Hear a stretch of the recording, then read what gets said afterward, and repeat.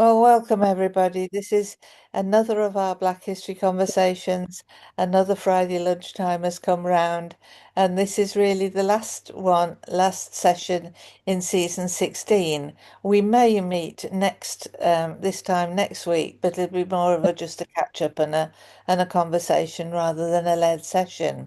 But this week we're very fortunate because welcome to you all, but a special welcome to Dr. Vivian Crawford, who's going to lead the session today. So we've also got Marcia from Black Heritage Walks Network and Elliot Maddox, who's doing wonderful work on our website that we hope will get launched at the beginning of next year, because I'll have written all the bits that you need for that. Anyway, I'm Liz Millman from Learning Links International.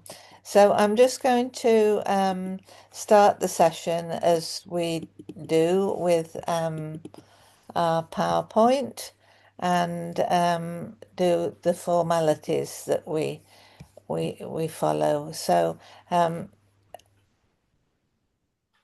here we are, Black History Season 16. Isn't it amazing? It's actually 5 years now since we started. So today, Dr. Vivian Crawford is going to talk about 5 inventions of Jamaican descendants of enslaved Africans, and that they've presented these to the world. So absolutely fantastic. We're looking forward to this in just a moment, Vivian.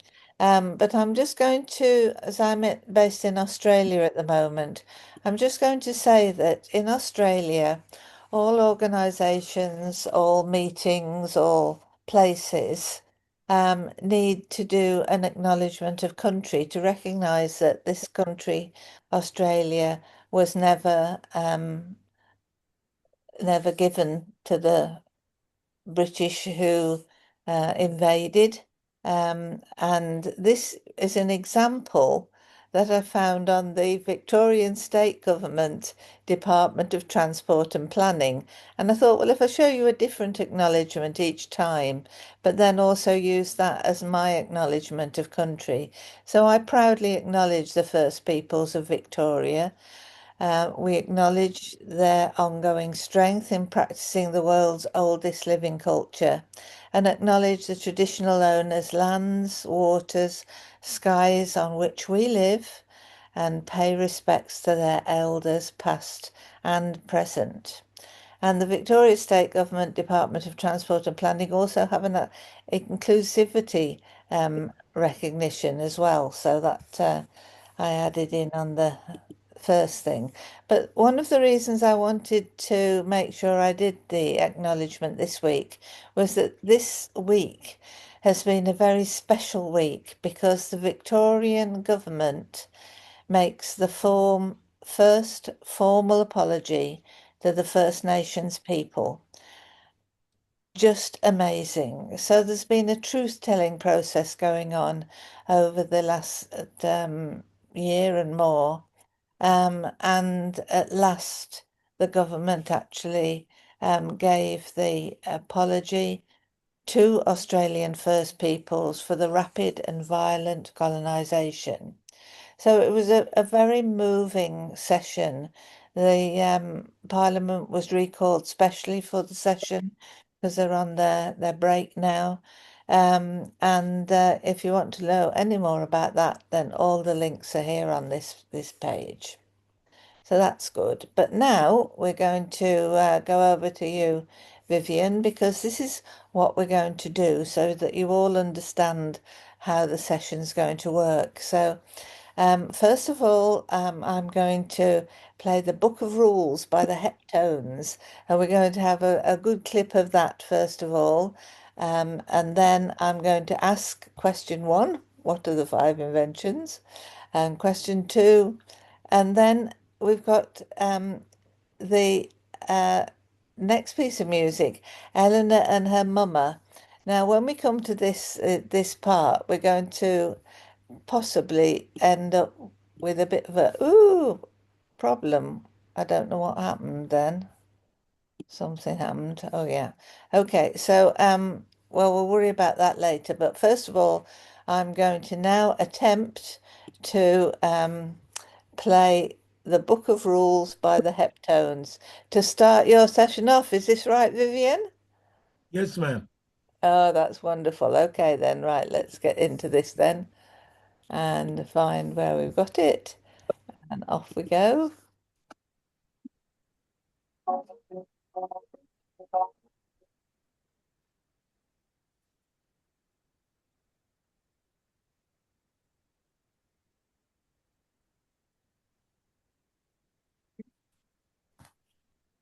Is there kings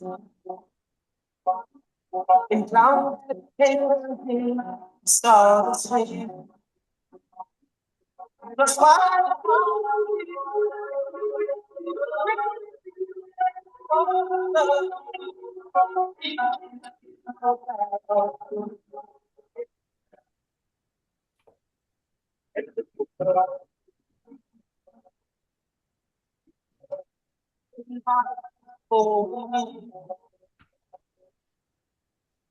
coming back on the home. The smile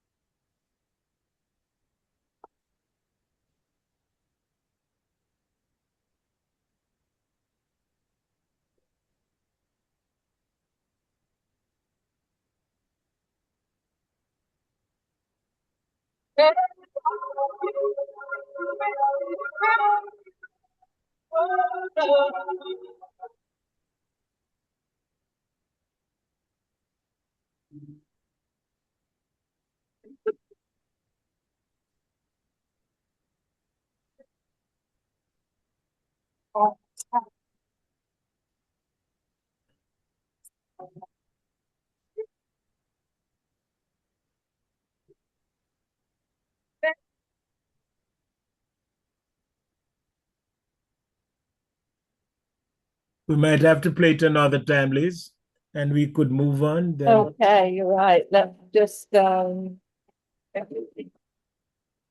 acknowledge the fact that we've used that YouTube clip, and that's been an excellent start. So, introducing you, Vivian, it's a wonderful opportunity that you're offering to us because you do podcasts for a, an airwave, if that's the right uh, terminology, in South Africa. So today you're going to share with us the five inventions which, let me get back to my PowerPoint here. So, the five inventions of Jamaican descendants of enslaved Africans. So, this is going to be the first question that I'm going to ask you then. So, what are the five inventions, and can you talk us through that? I'd be very grateful. And Thank then you we'll very look much. at the next part. Thank you very, very much, Liz. And thank you to all those who are participating. And special thanks to our dear Liz for her timeless efforts in facilitating these discussions. Liz, we are indebted to you, and we are going to have a monument I don't think that's of your necessary. contribution in every continent. Thank you very much. Now, you just heard the song A Book of Rules by the Heptones, a famous Jamaican trio of the 1960s and 70s. And that was influenced by the ska and rocksteady music genre from Jamaica. And it is just guiding us in life how we have to be guided by rules. Because absence of rules, as you know, that's chaos. And to the question, Liz asked, what are the five inventions of Jamaican descendants of enslaved Africans to the world? I want to offer a preamble that a major justification, as we heard on this program, for the enslavement of Africans by some Europeans was that Africans to be enslaved were half human and half animal. And the evidence of the brutality and the outcome is impatient of debate.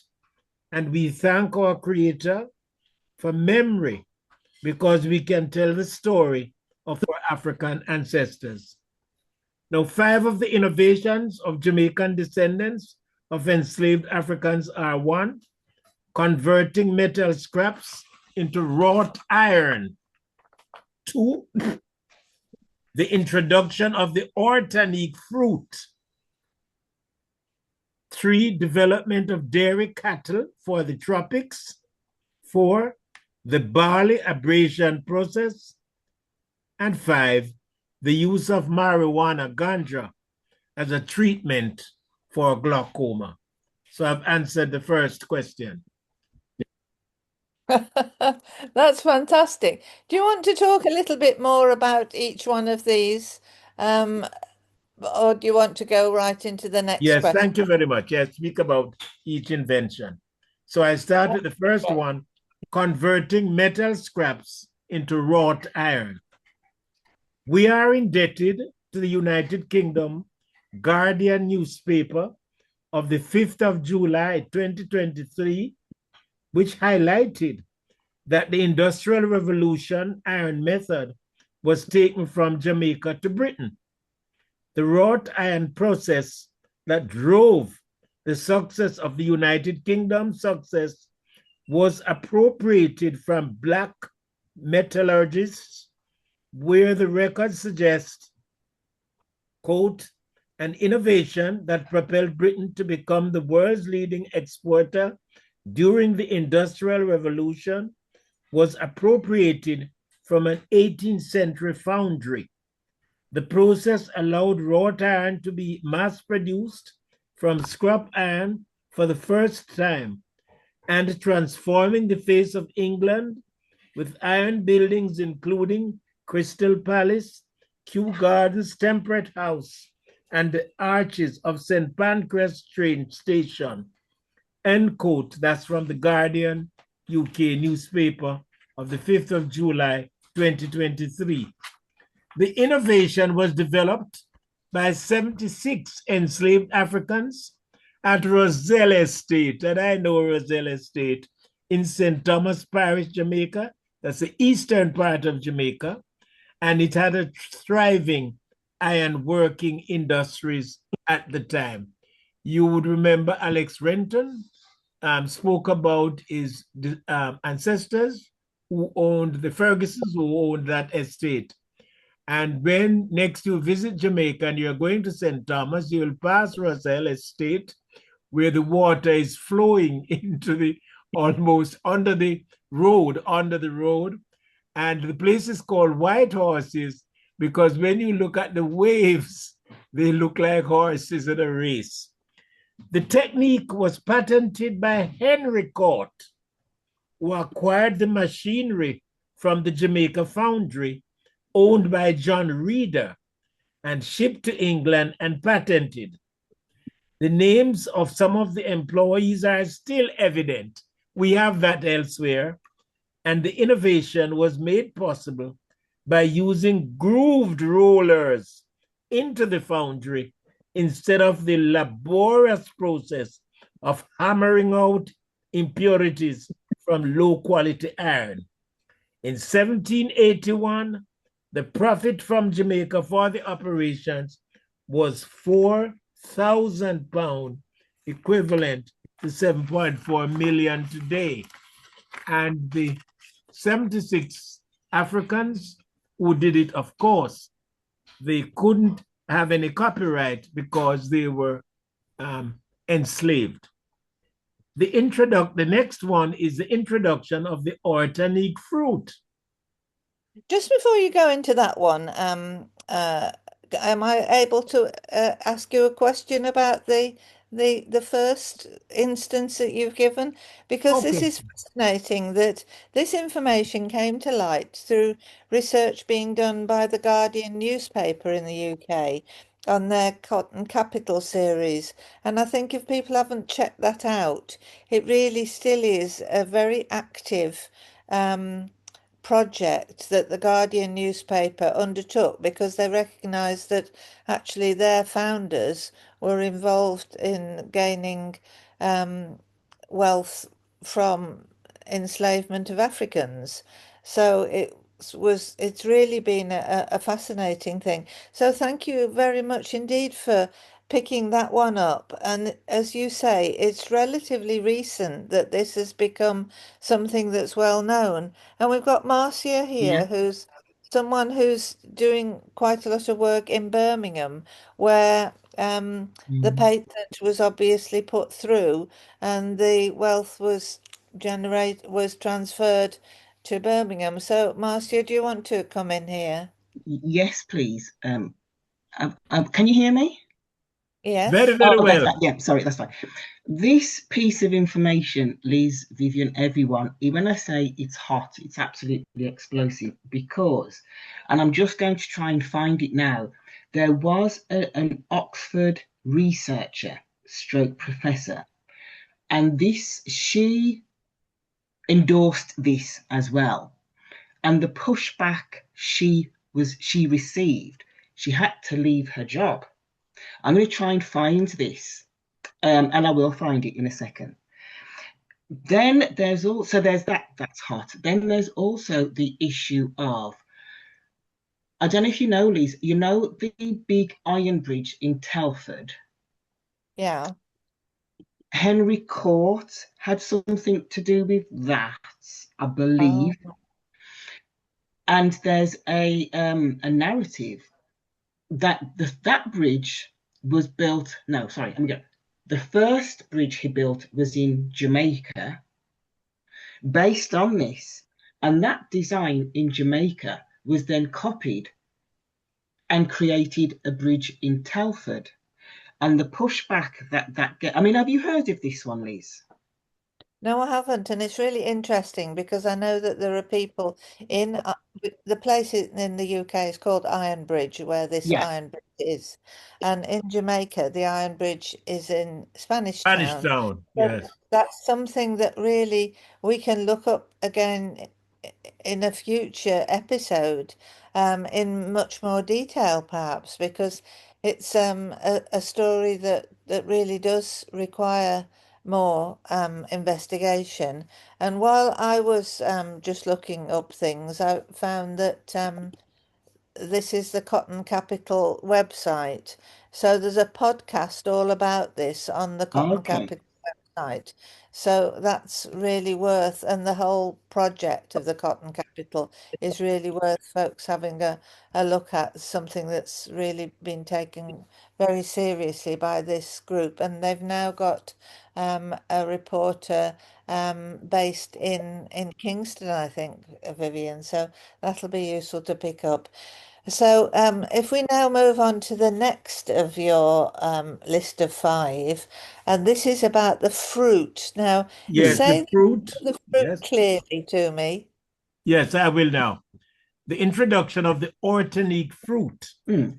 This fruit Botany. is a cross between the sweet orange and the tangerine. Oh, And the fruits came, the Spaniards brought the fruits here, the Christopher Columbus ship.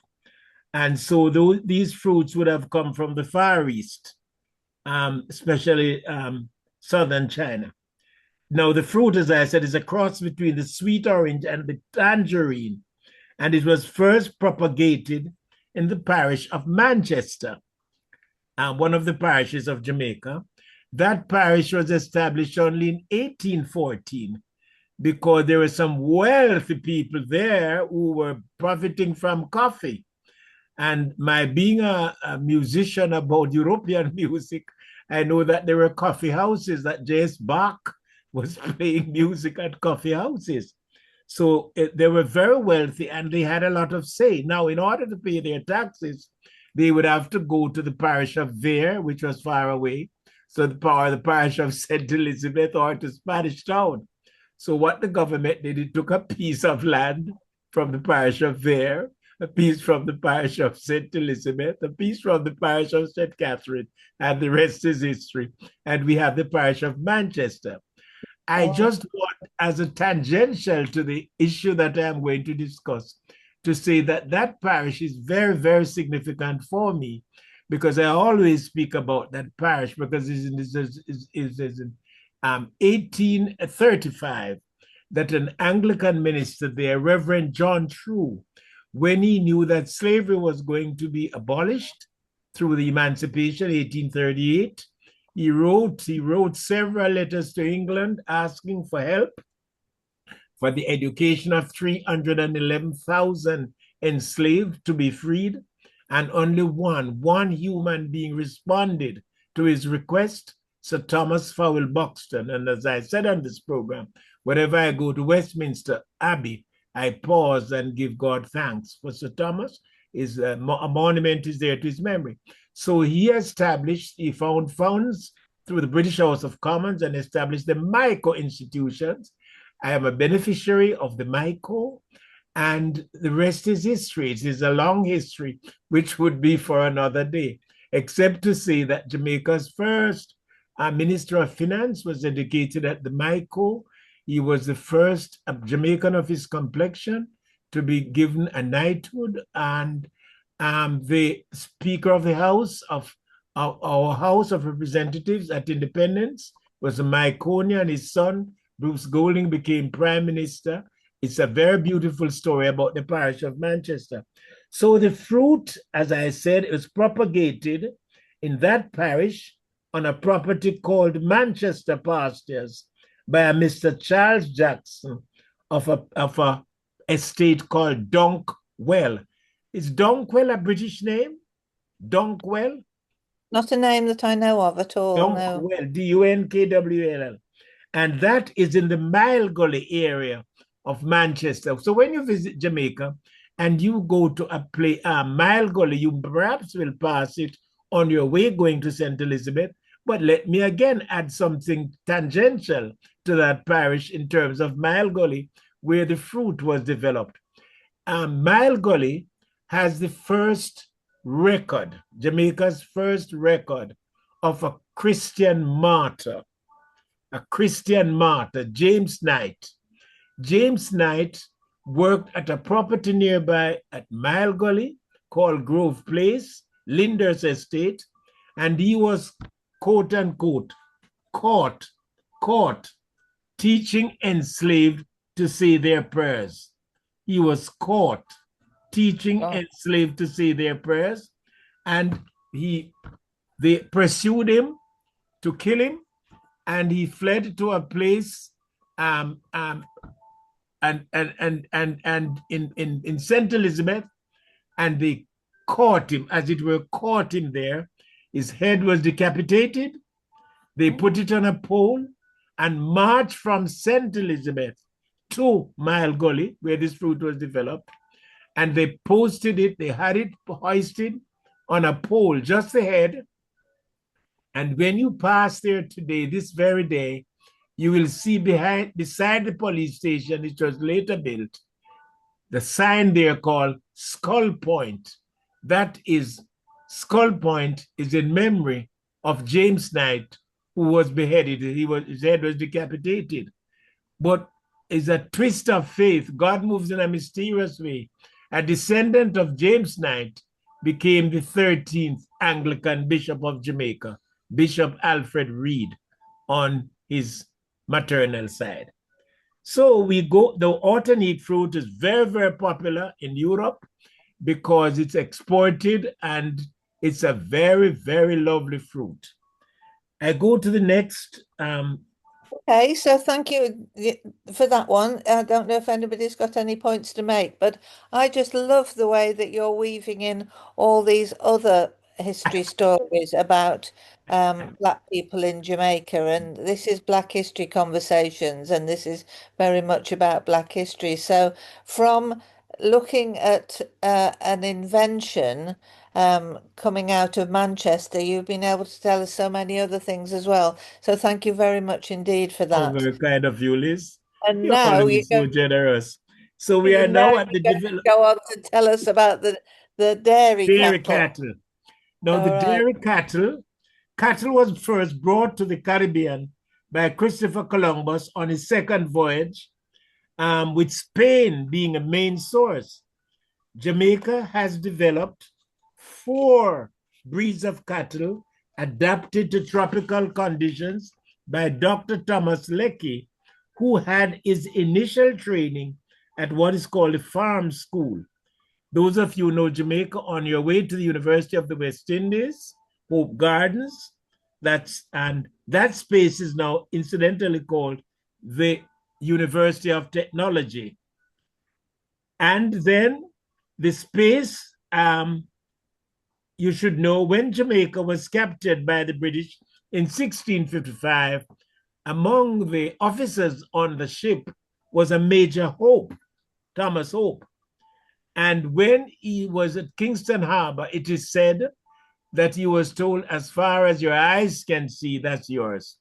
So most of the area that he was given or he took, it's named after him. So you have Hope Road, Old Hope Road, and Hope Gardens, and where the University of Technology is, and also the University of the West Indies. But I want to pause there at the very space where Dr. Leckey developed. He was born in Portland, and his ancestors came from Europe in the 1850s to Jamaica.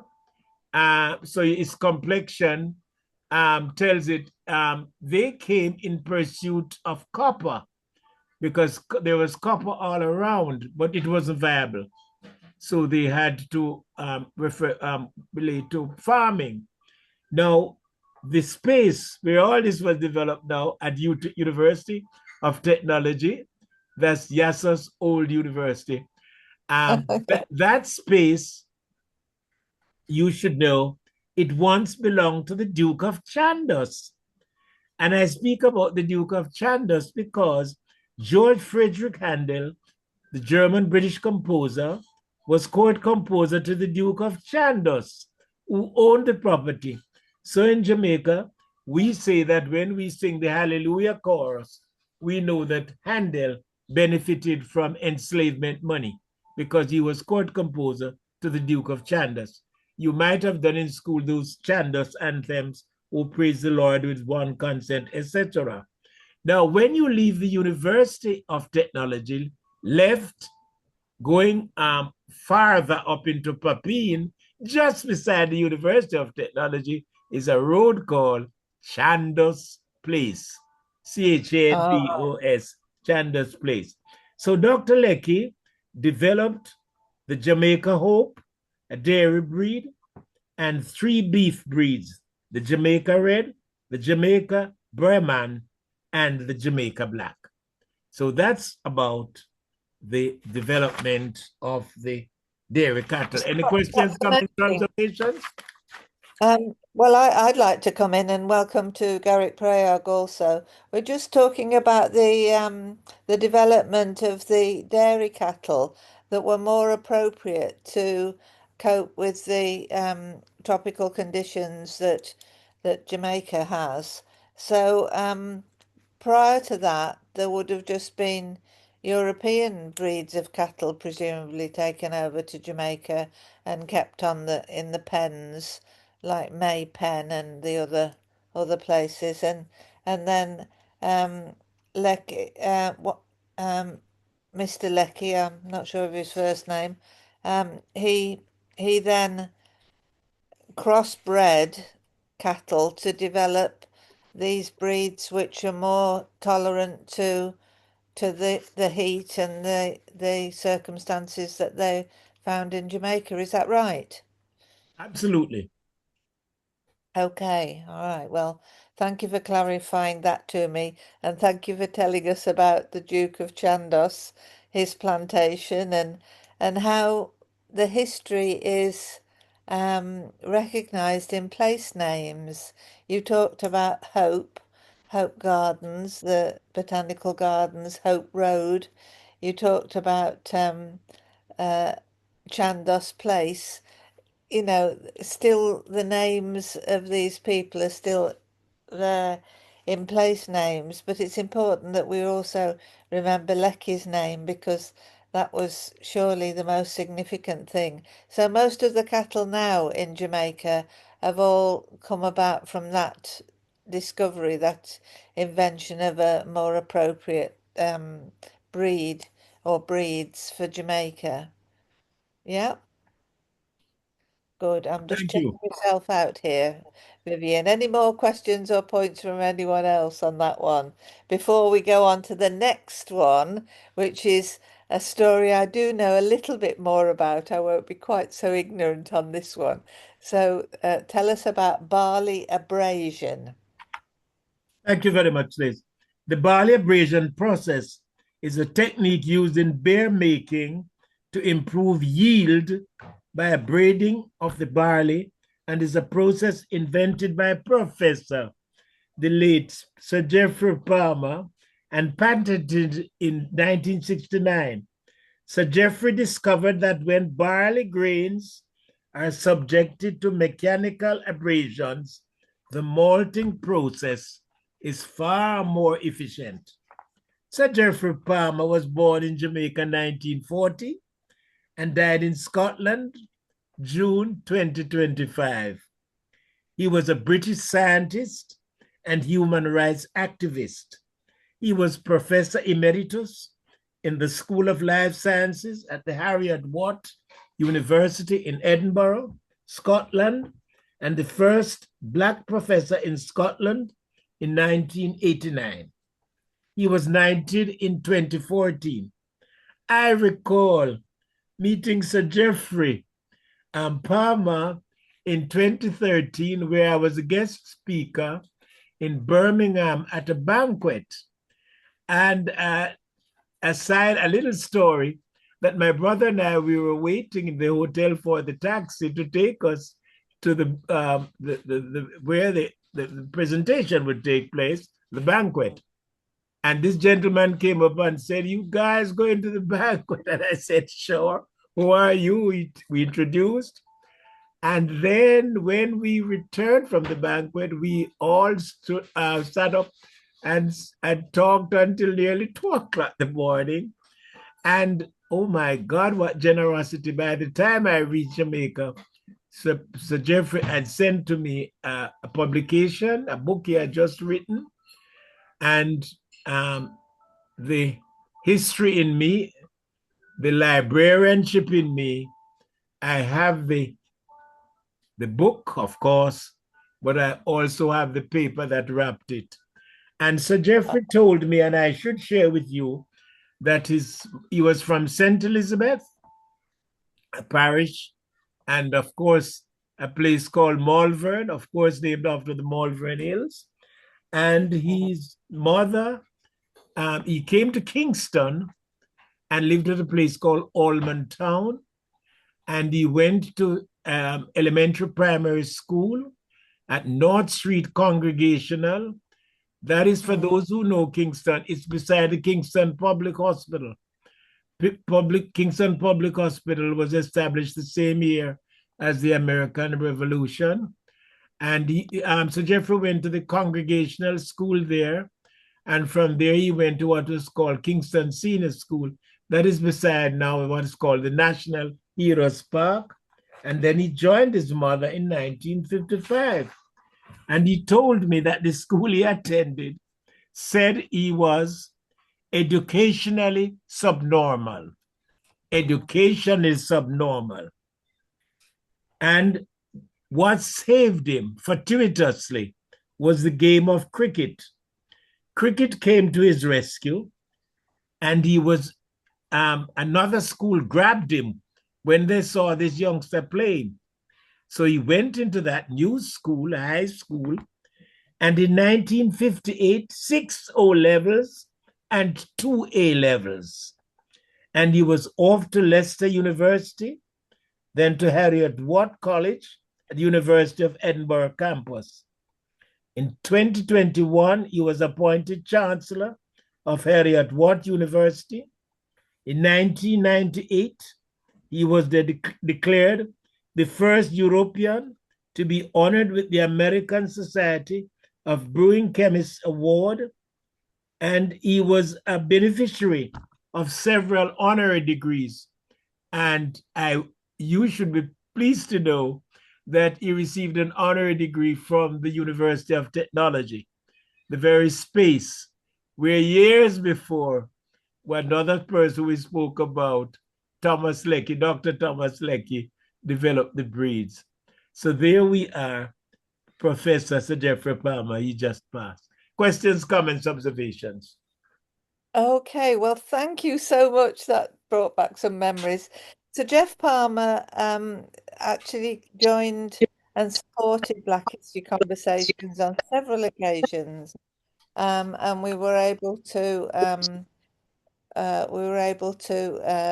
hear from him directly and hear about the campaigning work he was doing about Melville's statue in Edinburgh. But the points that you've raised there and the importance of this invention of barley abrasion was so significant that he was fated, as you say, by the brewing industry and bakers all over the world, because he then went on to set up a facility at Heriot Watts University where more research was done, and I know he was very active in getting sorghum recognised as a valuable crop and looking at what could be grown most successfully in hotter countries, in tropical countries. So that was really fascinating. So now we've done four of your five people who invented things, and when you've done the fifth, then I'm going to ask you to recap and tell us the names of all these people, because it's the inventors that we're focusing on this time. So thank you for sharing that about Sir Jeff Palmer. That was really brilliant. Thank you. And now we're on to The the use of person, drugs, on to drugs now. marijuana as a treatment for glaucoma disease, ganja. The plant, you should know, came originally from India. And we are almost certain that it would have come from India in 1845, because in 1845, indented laborers from England came to Jamaica. That's for India. another Yeah. story. Yeah. And they were promised house, land, etc., etc. And when they came, none of the above. It was very brutal. So here we are. So Dr. Albert Lockhart and Dr. Manley West identified a number of ingredients for the outcome. Jamaican Dr. Lloyd Ebanks Green, in his book, Jamaica's Gift to the World, stated that the eureka for the discoveries was that Dr. Albert Lockhart, while on a trip to El Salvador in 1972, learned of the intraocular pressure lowering the effect of marijuana smoking, and on his return to Jamaica, he contacted his friend, Dr. Manley West, who by then had been hearing from fishermen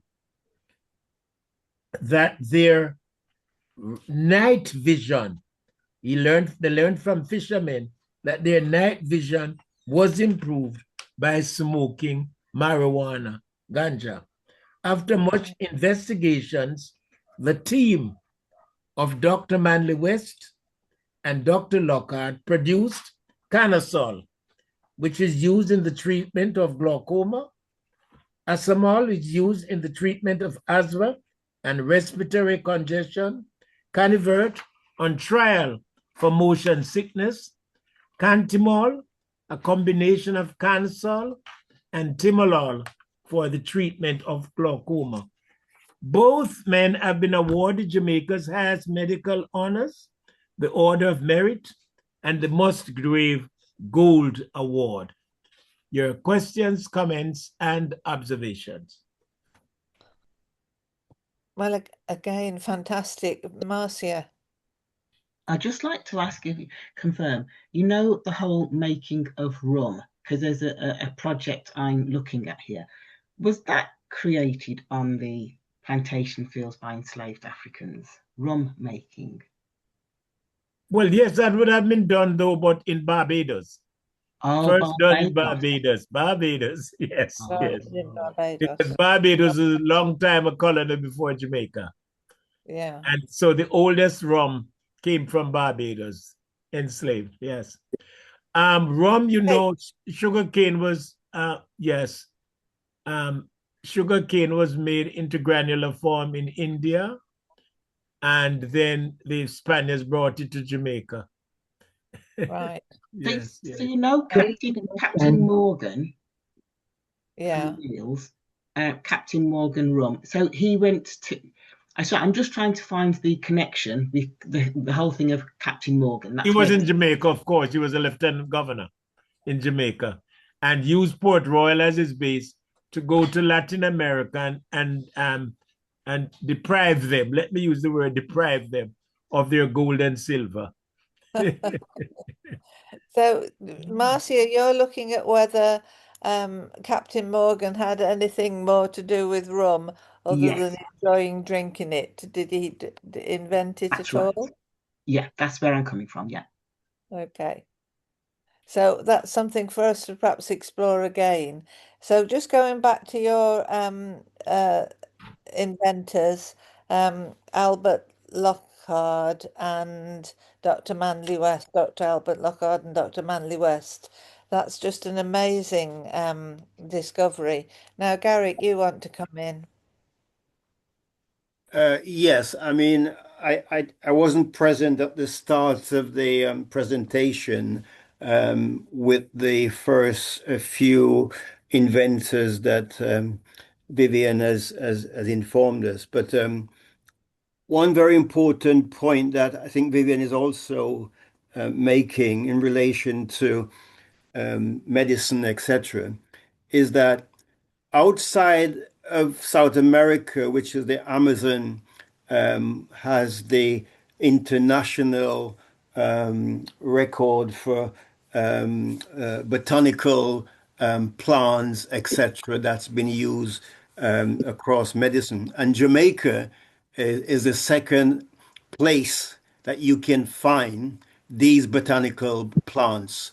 And so, looking at my grandmother used to talk about, bush. We don't say plant. My grandmother say bush, and she would send me, up to the bush, and she'd tell me what to pick from the bush.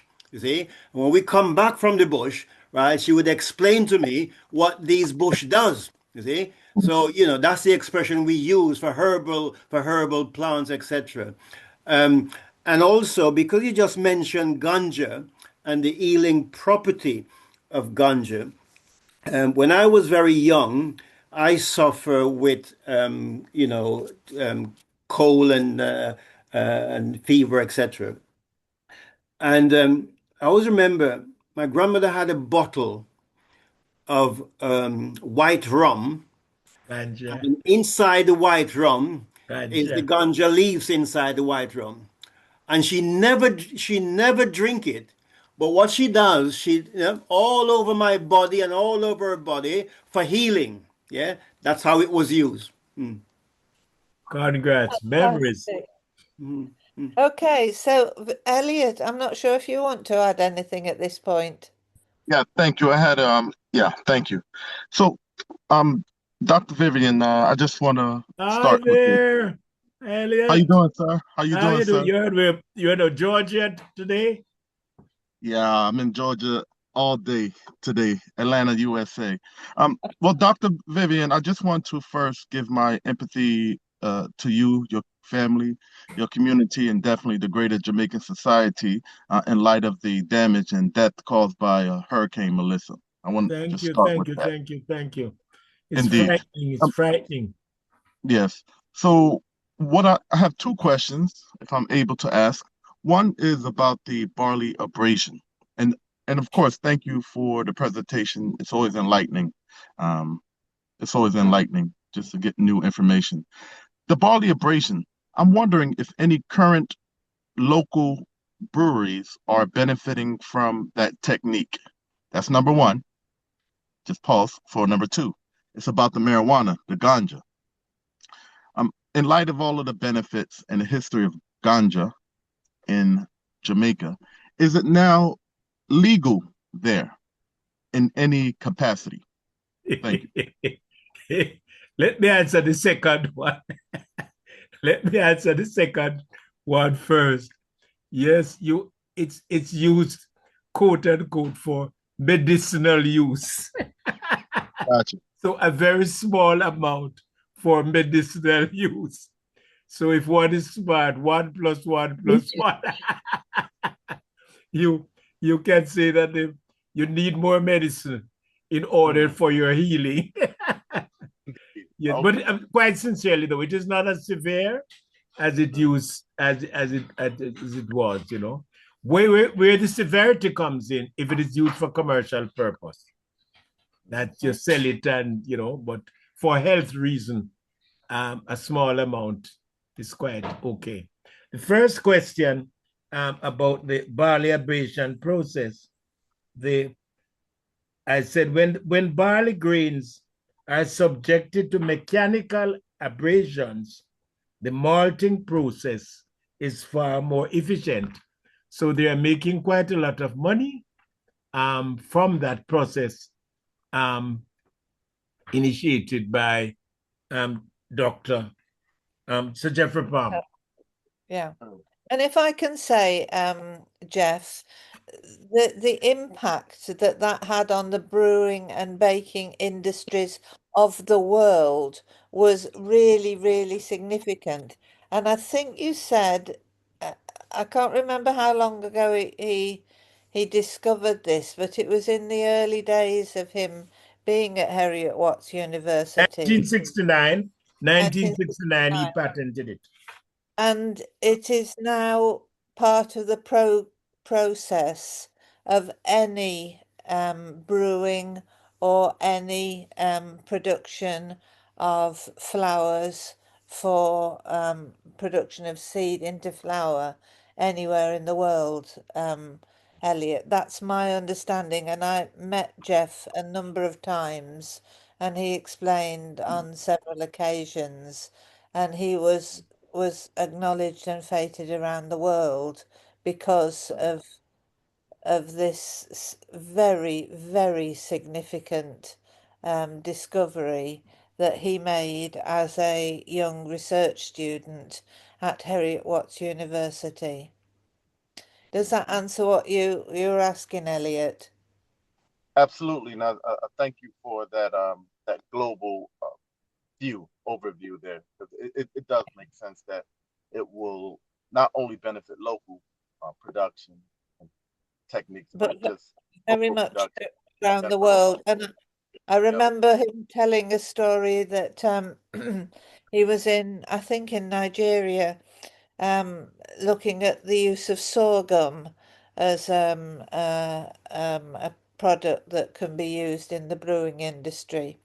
Mm. And he said that he went to the conference where he was going to make the presentation. No, this doesn't make sense, this bit of the story. Maybe it was in the States. I don't remember where it was, but it was a predominantly white place where he went. And when he went to the reception to go in and take his place to be able to prepare for his presentation, he was stopped and he was questioned, and they had to go and fetch one of the organizers of the conference. And the reason he was stopped was because he was black. And they couldn't, the people on reception couldn't cope with the concept that Jeffrey Palmer who was the person who was going to speak, was a black man. And that was a story he told on more than one occasion. Garrett, you've got your hand up now. Yes, I know that story because Jeff was also a good friend.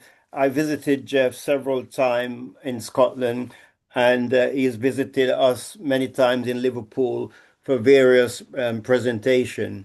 And just in relation to the global brewing industry, one of the major achievement was using African barley in that process, because prior to that, my understanding that they didn't feel that African barley was of any quality grade to be used in brewery, and he was able to actually kill that argument and establish. And I think when you mention Nigeria, Liz, Guinness outside of Dublin as the largest production factory is in Nigeria. Yeah, yeah. And that's a result of the work that Sir Jeff Palmer did in the brewing industry. Yes, just absolutely amazing work. Now, on the list of questions, you wanted to then just reinforce the names of the descendants of the enslaved Africans who are associated with the invention. So I'm going to ask you to do that in a moment, Vivian. But just before that, so that I can get this set up properly, I need to find the track, the recording of Eleanor and her mama, and it's especially the one by Cedilla Marley Booker. So while you're telling us the names of the Jamaican descendants, I'll get that set up for you, okay? Thank you. So do I begin? Yes, The please. first invention, metal scraps into raw tan. There are 76 Africans who were enslaved, and that most of those names listed elsewhere. You can Google to get those names.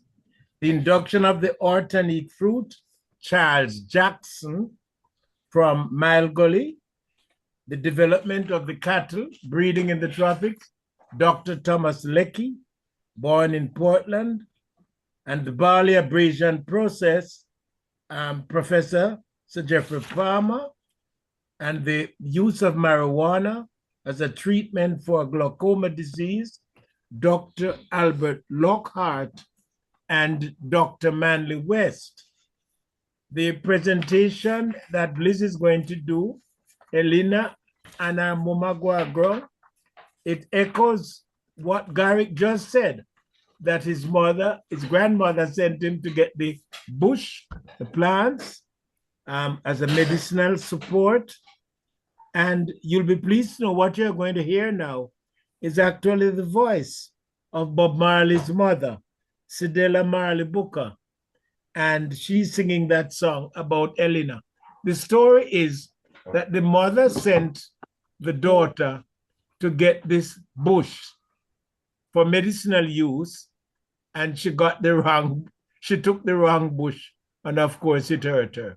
I'll just to prep you of what you're going to hear. Elena and her mother went to the field. Elena started to cry for her stomach. The mother said, "Go home, Elena, go home and boil cerasee for your stomach." And of course, the wrong plant was given. And so the mother was, as it were, scolding the mother was scolding her to say, "You must know what cerasee looks like, the berries, etc." So it's written in the Jamaican language, and we always recognize the Jamaican language.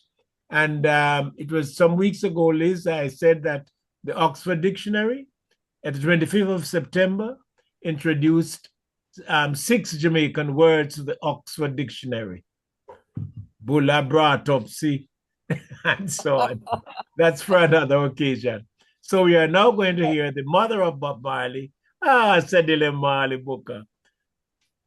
Go for Okay. it.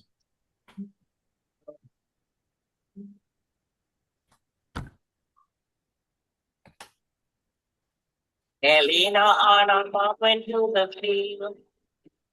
Elena started her baby. Go home, go home, baby. While you're asleep for your belly. The mom, she take the plan. Make it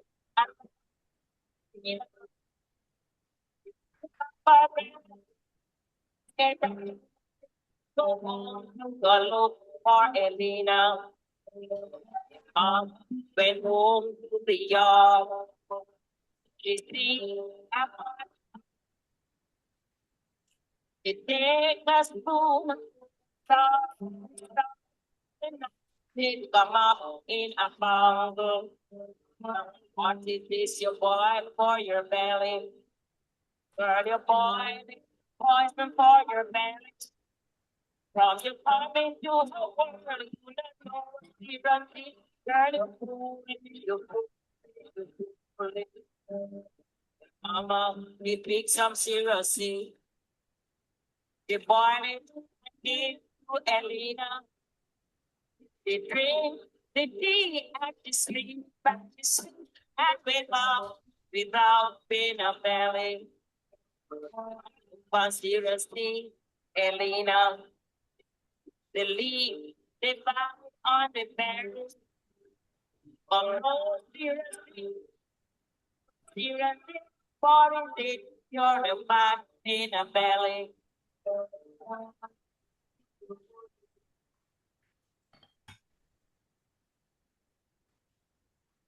That's it. Yes, I know the audio is not as clear, but you can always find that on YouTube, and replay it.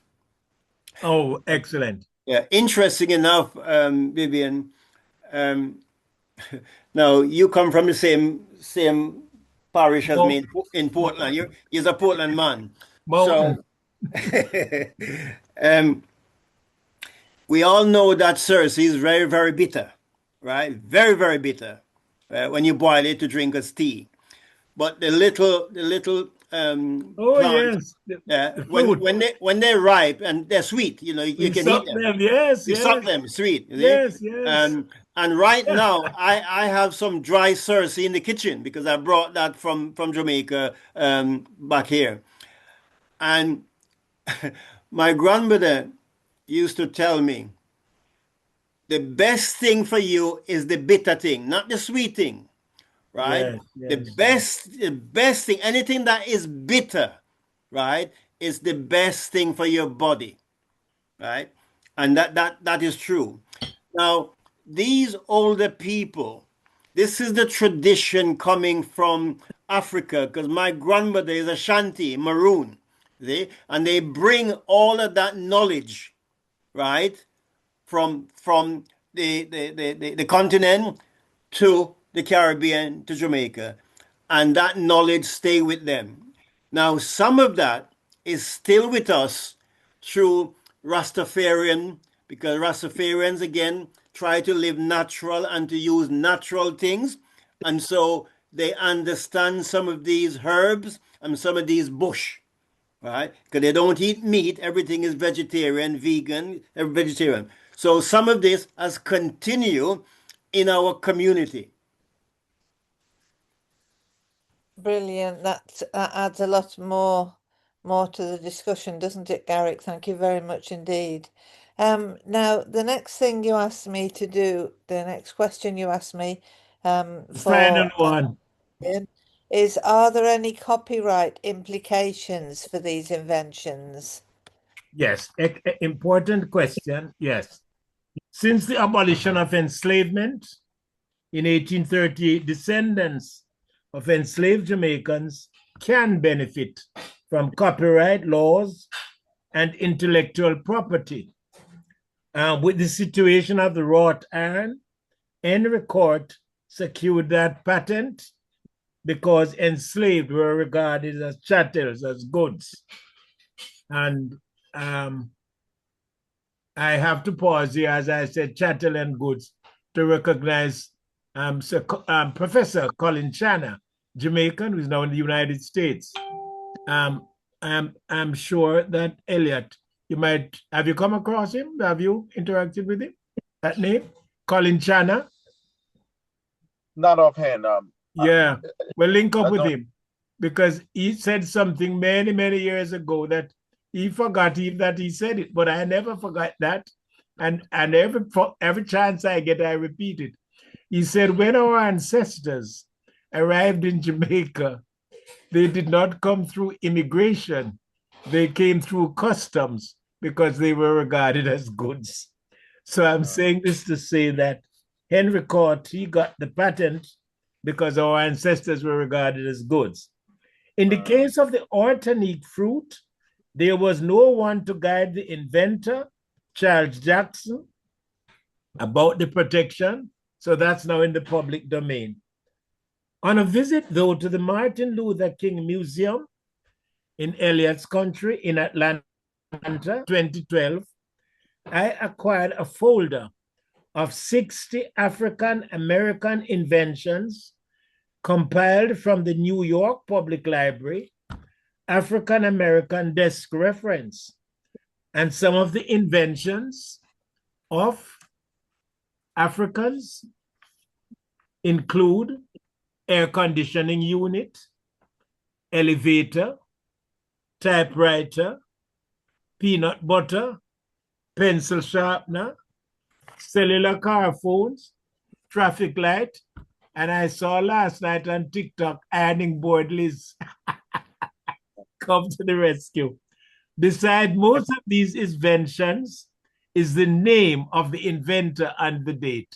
So at last they are recognized. Thank you. Yes.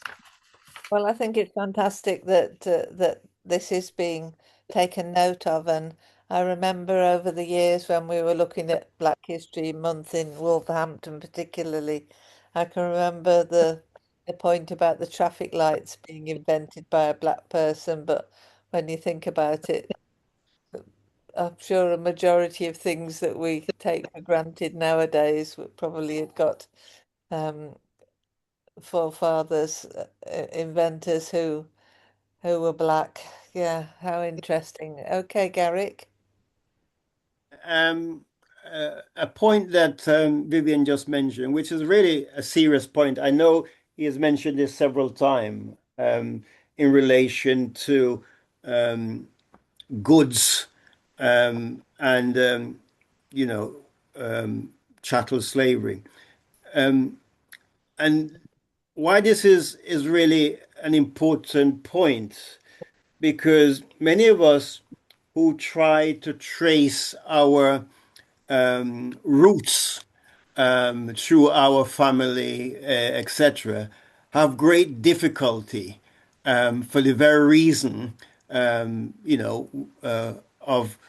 not having the same access to information. And I know this because on previous conversation, Vivian, when you mentioned where to look for information. So, in the normal sense, we would go and we would look in a certain place. We expect information to be there.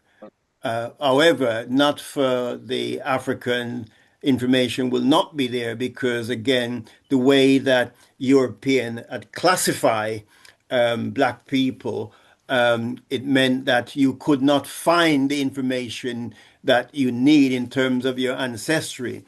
And many European can go back even 1,000 years, 500, 600, 700 years through their ancestry.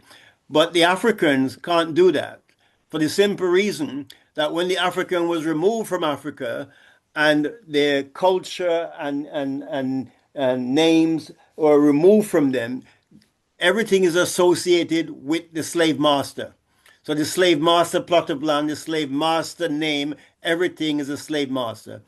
And we have all these names. And, Liz and I, in our project, the Tide Project, which is the sharing of Jamaica, and North Wales. We always try to find out people's family name.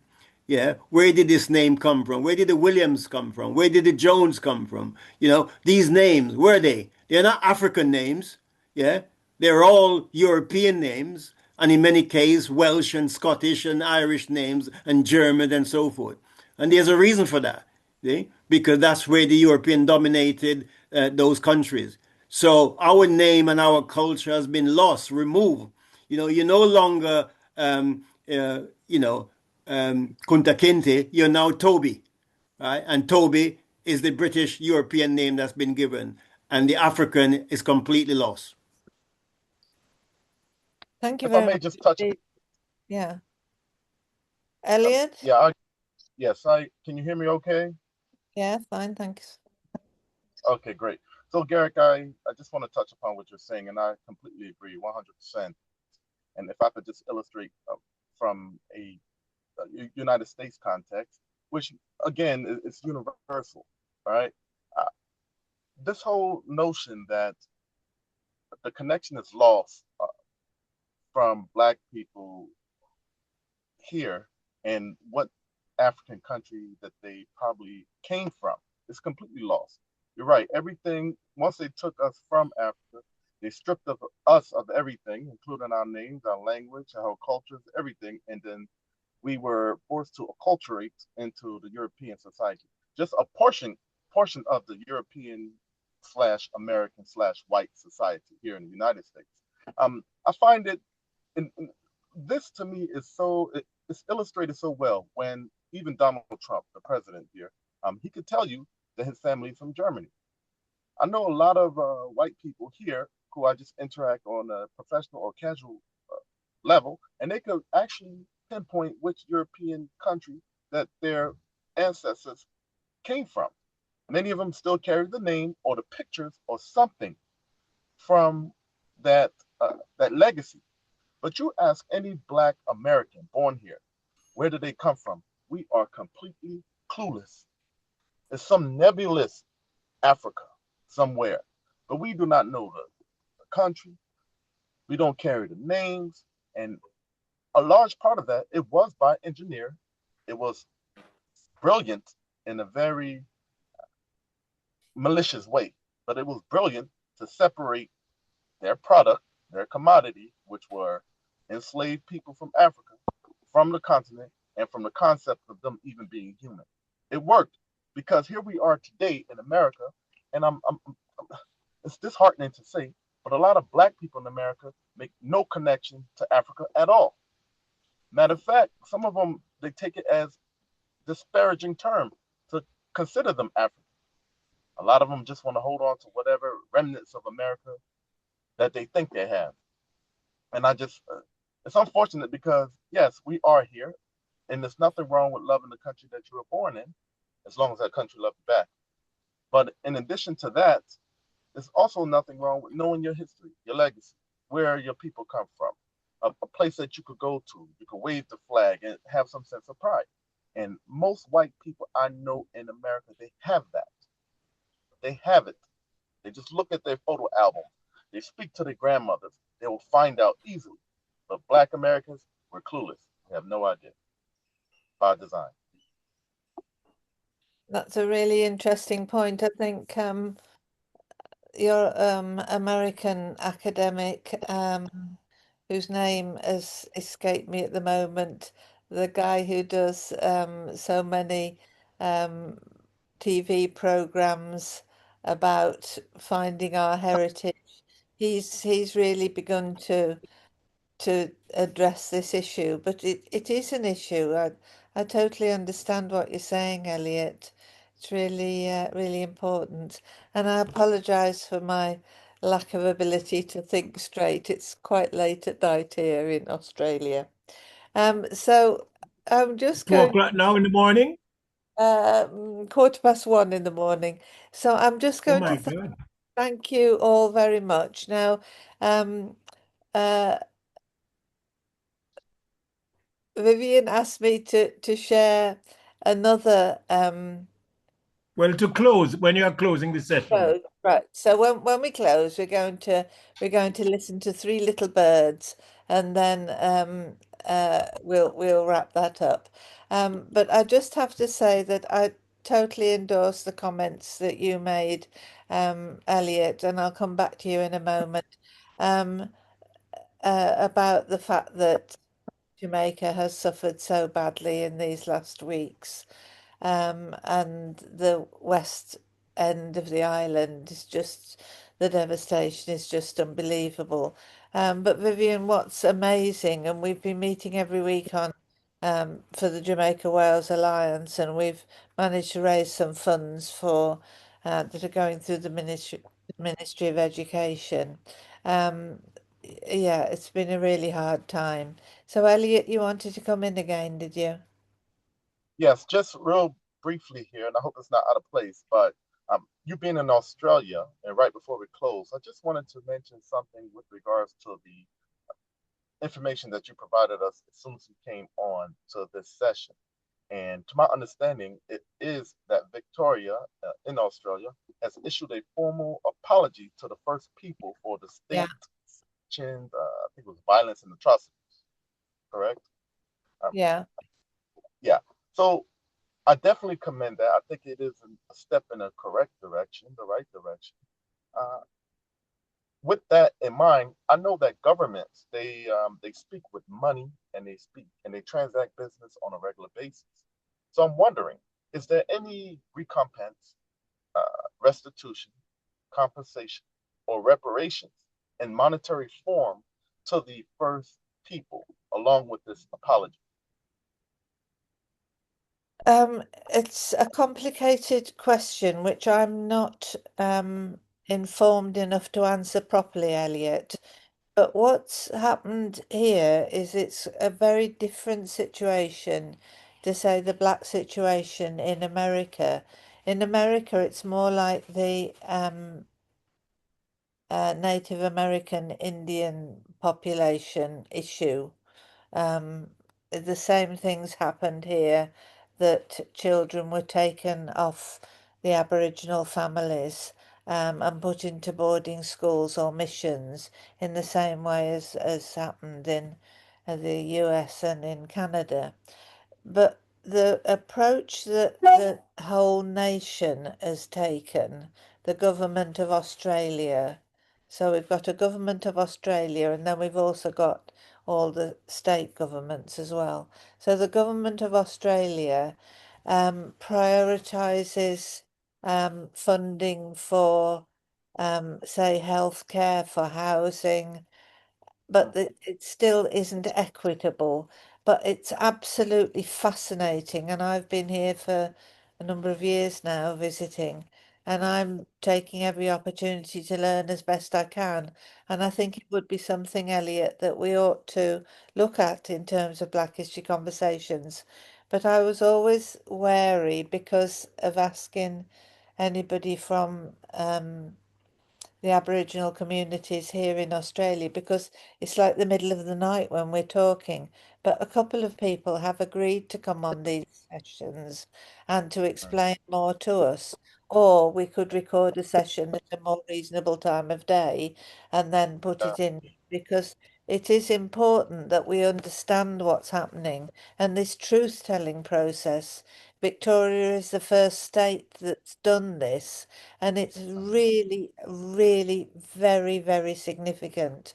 But I don't know if you remember, a little while ago, we had a referendum, which was about here in Australia, about giving the First Peoples of Australia a right, a voice in Parliament.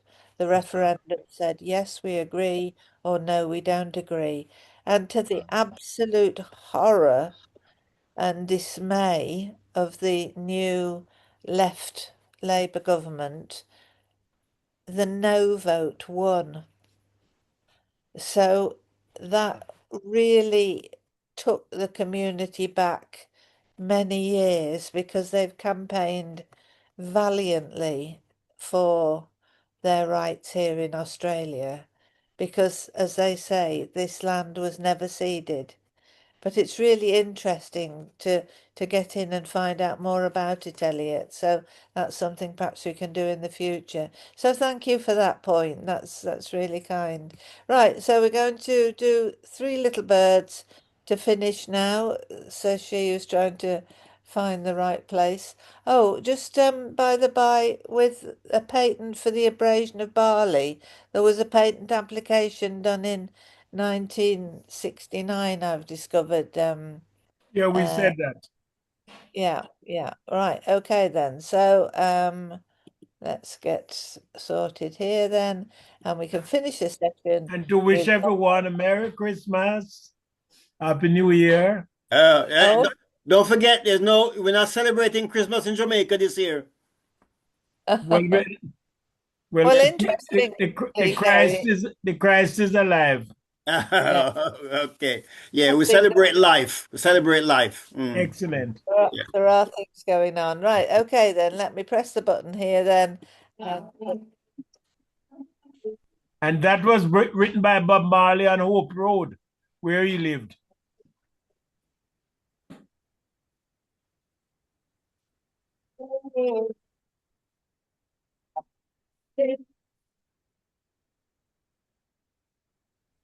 Not playing? When you return home, everyone can play that. And as I said, it's since you have a sound challenge, when Yeah. it was written on Hope Road, Bob Marley woke up one morning and saw the three little birds by his window and was inspired that the Creator takes care of its creation. So the Yeah. message to all of us is that we shouldn't worry because the Creator taking care of us. I don't want to put agenda to the Creator, to the creators. Lovely. Well, Thank you. thank you for Thank you. that, Vivian, and thank you Yeah. for a wonderful session, Vivian, which is really wrapping up our season 16. But if you Yeah. want to join us next Friday at 8 o'clock, then we'll be discussing how we can move things forward. So I hope we'll have had some conversations on email before then, Elliot, and see if we'll Wonderful. be able Wonderful. to get all the things done that you needed so that we can launch the website properly. Thanks ever Okay. so much, All everybody. right. Okay. Hope to see you Take next care. week. Bye. Okay, Bye-bye. bye. Bye. Thanks Bye-bye. very much, Vivian. Bye-bye. Formal Anyone left thank you. the South African radio and podcast that you're on? Vivian, could you share the details of It's the Sax South Radio African South podcast? Africa. I've been on that every other Wednesday since December last Can year. can you say it again, please? Sax, SAKS, Radio SAK. South Africa. And Okay. is Fanka Sakweto, who is the coach. Okay. So I'm Can on you that every other Wednesday. Okay. Could you please send us a link to one of the sessions? Yes, sure, I will. All right. I don't understand why, but I